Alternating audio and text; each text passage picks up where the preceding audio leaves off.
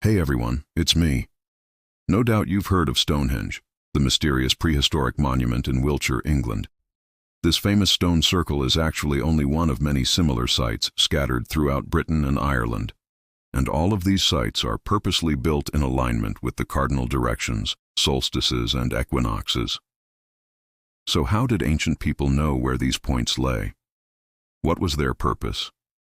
And what were they used for? How do we know that the builders of these monuments had knowledge of astronomy at such an early date? In this video, we'll explore these questions and more to reveal the true purpose of Earth's forgotten megaliths. What better place to start our investigation than Stonehenge itself? As I'm sure you know, it's one of the most famous archaeological sites in the world, and over the years, many theories have been put forward regarding its purpose and origins. The name Stonehenge comes from the Old English for standing stones, and that's exactly what the site once was, a collection of large standing stones, some of which were shaped into vertical slabs or monoliths, while others were left rough. These stones were set up in two concentric circles, one within the other. The outer circle is made up of 30 stones, 8 feet high on average, while the inner horseshoe contains 25 stones, some 7 feet tall.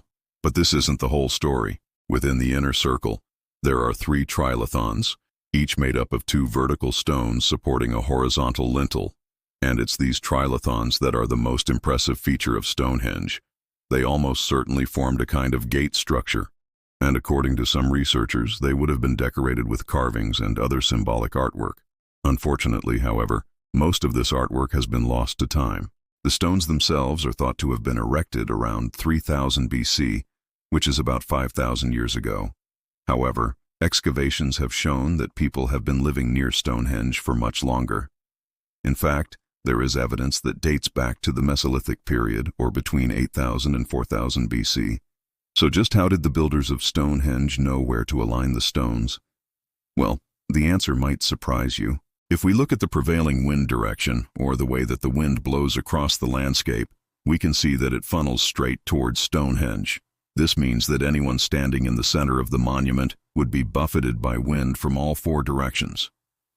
In other words, Stonehenge lies at the heart of a natural wind compass, and this tells us that the builders understood something about the science of wind and how it interacts with the environment. But how did they know where the solstices and equinoxes lay? Well, they didn't need to work that out. All they had to do was observe the sun and track its movements across the sky. But Stonehenge isn't the only example of this kind of monument. Scattered throughout Britain and Ireland, there are several other sites that were constructed during the Neolithic and Bronze Ages, roughly between 4000 and 1500 BC. One of the best known is Rollright Stones in Oxfordshire, which is also aligned with the solstices and equinoxes. Others include the smaller cursus monuments like the Kingston Down cursus near Marlborough, which was probably used for ceremonial processions. Of course, these aren't the only examples. There are dozens of stone circles, some larger and some smaller than Stonehenge, along with other types of megalithic tombs. In Wales, we have the huge array of burial chambers known as the G Krug, which probably dates back to around 3500 BC.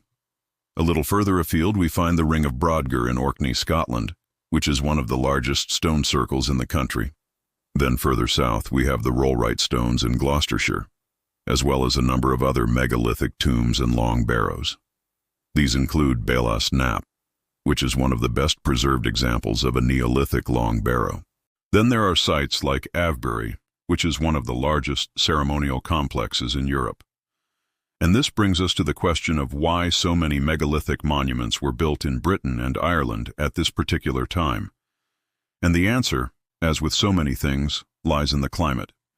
You see, when the ice sheets melted after the last ice age, a warmer climate led to an increase in plant and animal life. This in turn led to a huge rise in human populations, along with greater social complexity.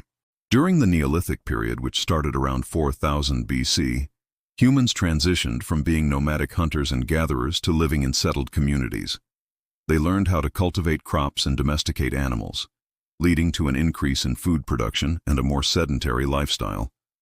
This allowed for the specialization of labor and the development of more complex social structures. As communities grew in size, they needed to cooperate in order to build large structures like Stonehenge. Megalithic tombs also served an important social function.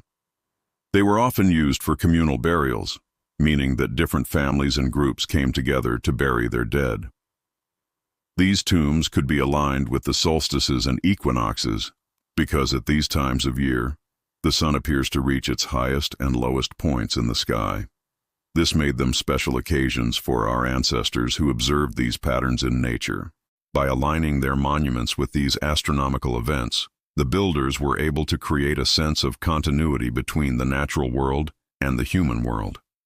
This would have been important to them because it helped them to understand their place in the cosmos. Another interesting aspect of these monuments is their alignment with ley lines. A ley line is an imaginary line that connects various places of interest, such as ancient sites, sacred springs, or other natural features.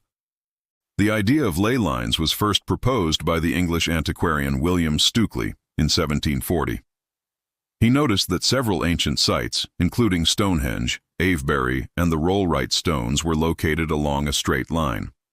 Since then, ley lines have been the subject of much debate among archaeologists and other researchers. Some believe that they are real and that they represent ancient pathways or routes of communication.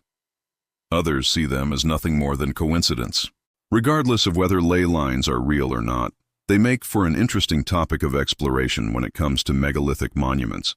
It's possible that the builders of these structures were aware of the alignments with ley lines and that they used this knowledge in their construction.